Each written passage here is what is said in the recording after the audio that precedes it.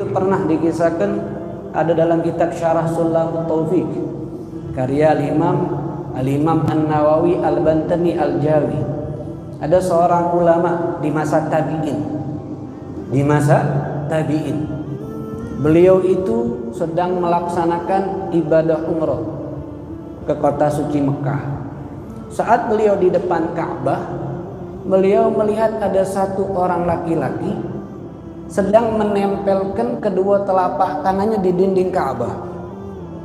Sembari ini orang berdoa dengan satu kalimat, dan selalu diulang-ulangi kalimat ini dalam doanya.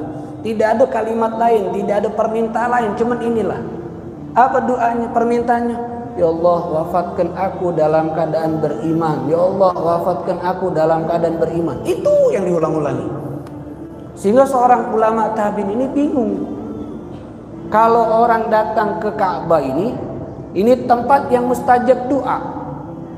Biasanya yang diminta banyak. Ini yang diminta cuma siko. Diulang-ulangi terus kalimat itu. Ya sebagaimana kita tahu kan, kalau kita punya kawan nak berangkat, kita nitip, banyak titipan gitu nih. Kenapa? Itu tempat mustajab. Bahkan kalau kita sendiri di sana, banyak yang kita minta. Yang belum nganten, ya Allah cepatlah jodoh aku datang. Yang sudah nganten belum punya anak, ya Allah cepatlah punya anak. Yang sudah nganten, nak nganten lagi, ya Allah. Misalnya banyak kita punya hajat, yang lebih banyak kita minta urusan dunia kalau. Ya Allah luaskanlah rezeki aku, ya Allah kayu kelaku. Ini sih kok yang diminta. Maka heran ulama ini dideketi. Aku nih heran sama kamu. Kalau wong datang ke sini permintaannya banyak, tapi aku perhatikan kamu nih mintanya sih kok minta wafat dalam keadaan beriman. Apa alasannya? Ya, karena orang ini tahu siapa yang bertanya. Seorang ulama di masa tabi'in, akhirnya diceritakan alasannya. Karena aku khawatir aku wafat tidak membawa iman. Kenapa kok bisa khawatir? Sebab aku menyaksikan dua saudara saya wafat di akhir hayatnya tidak beriman. Saya punya kakek dan saya punya kakak dan saya punya adik, kata dia. Kakak saya ini muazzin, tukang azan. Bukan 1 tahun, 2 tahun, puluhan tahun, 50 tahun lebih. Dia mengabdikan dirinya sebagai muazzin dan dia lakukan ikhlas, sukarela, bukan ingin mendapatkan upah.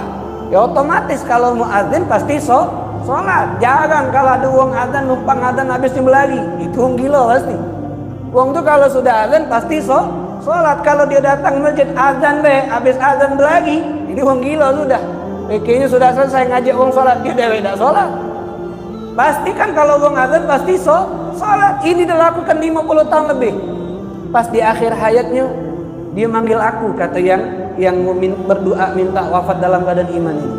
Tolong ambilkan Al-Quran. Maka aku dengan senang cepat-cepat ngembekkan Al-Quran, karena aku berpikir mungkin kakakku ingin menutup kehidupannya dengan membaca Al-Quran atau bertabarruk dengan Al-Quran. Ketika saya ambilkan, saya berikan sama si kakakku ini, dia pegang itu Al-Quran, kemudian dia mengatakan, saya sekarang telah membebaskan diri dari Al-Quran. Maknanya kalimat ini apa? Membebaskan diri dari Al-Quran, tidak lagi beriman kepada Al-Quran. Setelah ngomong itu dicabut ruhnya, wafat dalam keadaan kafir. Kemudian saya punya adik sama, muazzin juga 30 tahunan. Ketika di akhir hayat sama kejadiannya dengan kakakku, minta diambilkan Al-Quran. Aku sempat takut akan terjadi kepada kakakku nasib adikku, tapi aku hilangkan takutan itu karena aku husnudon. Mudah-mudahan adikku tidak sama seperti kakakku. Ku ambilkan Quran, ku kasihkan. Ternyata setelah dia megang, dia ngomong, aku tidak lagi beriman sama Al-Quran. Wafat dua-duanya dalam keadaan kafir. Naudzubillah tsumma naudzubillah min dzalik. Akhirnya ulama dari kalangan tabi'in ini heran, bertanya, apakah yang menyebabkan dia berdua ini wafat su'ul khatimah? Ada tak perbuatan dosa yang sangat dibenci oleh Allah yang mengakibatkan su'ul khatimah yang dia lakukan sampai sekarang, sampai dia meninggal? Akhirnya si orang ini ngomong, iya, karena mereka berdua suka mencari kesalahan orang untuk diceritakan kepada orang lain. Jadi hati-hati yang sekarang lagi mencari kesalahan ulama-ulama gitu. Hati-hati, antum hati-hati. Kalau antum tidak ninggal ke siapapun antum, kalau tidak ditinggal ke, akhirnya meninggal su'ul khatimah. percuma. Jabatan ini percuma. Keuntungan dunia ini percuma. Kalau wafat tidak bawa iman, kenapa? Sengsara di hari kiamat selama-lamanya. Disiksa di dalam neraka Allah Subhanahu wa taala. Wong yang ada salah dicari kesalahannya untuk diceritakan, itu bisa su'ul khatimah. Apalagi tidak kata salahnya. Hanya untuk apa? Karena beda, karena ini. Hati-hati. Pikir ke nasib akhirat, jangan mikir ke nasib dunia. Kecuali kalau sudah mati hatinya, silakan. Isma syi'ta fa innaka mayitun, kata Nabi Muhammad. Hiduplah semau kamu. Ingat kalau kau mati. Wa'mal ma syi'ta fa innaka majzul bih, berbuatlah semau kamu, tapi ingat kalau akan dibalas oleh Allah Subhanahu wa taala. Jadi hati-hati, jangan suka mencari kesalahan orang. Maka Rasulullah ngomong, beruntung kalau orang suka mencari kesalahan dirinya sendiri untuk diperbaiki daripada sibuk mencari kesalahan orang lain untuk membicarakan keburukan orang lain di hadapan orang lain. Kenapa? Tidak kati untungnya.